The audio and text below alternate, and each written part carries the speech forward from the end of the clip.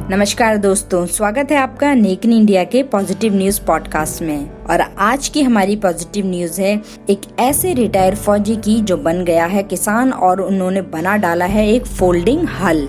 Retirement के बाद हर सरकारी कर्मचारी जहां आराम भरी जिंदगी जीने लगता है, वहीं हिमाचल के मंडी जिले के छात्र गांव के एक रिटायर फौजी परमाराम कृषि क्षेत्र में नए प्रयोग कर रहे हैं। प्राकृतिक खेती करने वाले 67 साल के परमाराम किसानों के लिए औजार बनाते हैं। किसानों के लिए कृषि उपकरण बनाने की वजह से भारत सरकार की ओर से उन्हें कृषि वैज्ञानिक की उपाधि से भी नवाजा जा चुका है। परमाराम ने केवल 10वीं तक की पढ़ाई की है। वो इन दिनों 7 बीघा जमीन में बिना रसायनों के प्रयोग वाली प्राकृतिक खेती कर रहे हैं और अन्य किसानों को भी इसके लिए प्रेरित कर रहे हैं। किसानों को खेती में कम मेहनत करनी पड़े, इसके लिए परमाराम ने 1 दर्जन से भी अधिक कृषि यंत्रों की खोज की है। परमाराम बताते हैं कि उनके अधिकतर यंत्र मल्टीफंक्शनल हैं और दैनिक कृषि कार्य में प्रयोग किए जाते हैं। स्कूटर हल, साइकिल हल, खड्डे बनाने वाला यंत्र, मक्के के दानों को अलग करने वाला यंत्र। इसके अलावा परमाराम ने फोल्डिंग हल भी तैयार किया है, जिसे फोल्ड कर कहीं भी बैग में डालकर खेतों में ले जाया जा सकता है।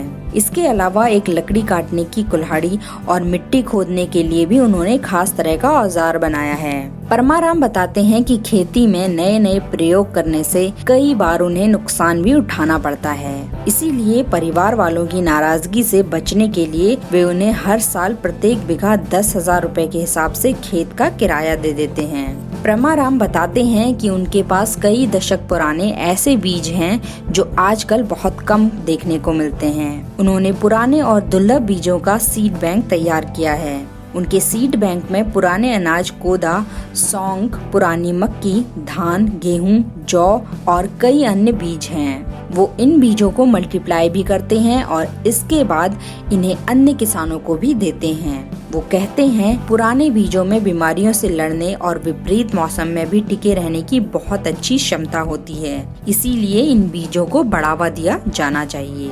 परमाराम बताते हैं बहुत से वैज्ञानिक कहते हैं कि मशरूम की वेस्ट कंपोस्ट में कुछ नहीं उग सकता और इसे फेंक देना चाहिए, लेकिन उन्होंने इसी वेस्ट कंपोस्ट में सब्जी उगाई है। वेस्ट कंपोस्ट को पॉली बैग में छत में रखा है और इसमें मटर, मूली, गोभी, भिंडी और अन्य सब्जी उगाई जा रही है।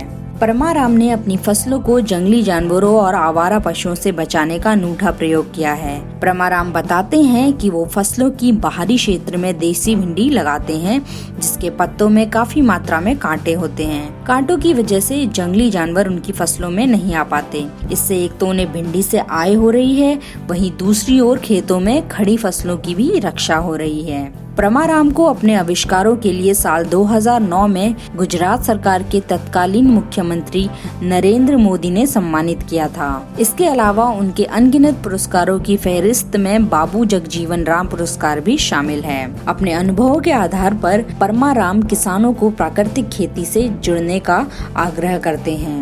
उनका मानना है कि ये एक ऐसा विकल्प है जिससे खेती में खर्च कम होगा, साथ ही स्वास्थ्य पर भी विपरीत असर नहीं पड़ेगा। धन्यवाद दोस्तों, ऐसे ही पॉजिटिव न्यूज और खबरों के लिए फॉलो करिए हमारा चैनल।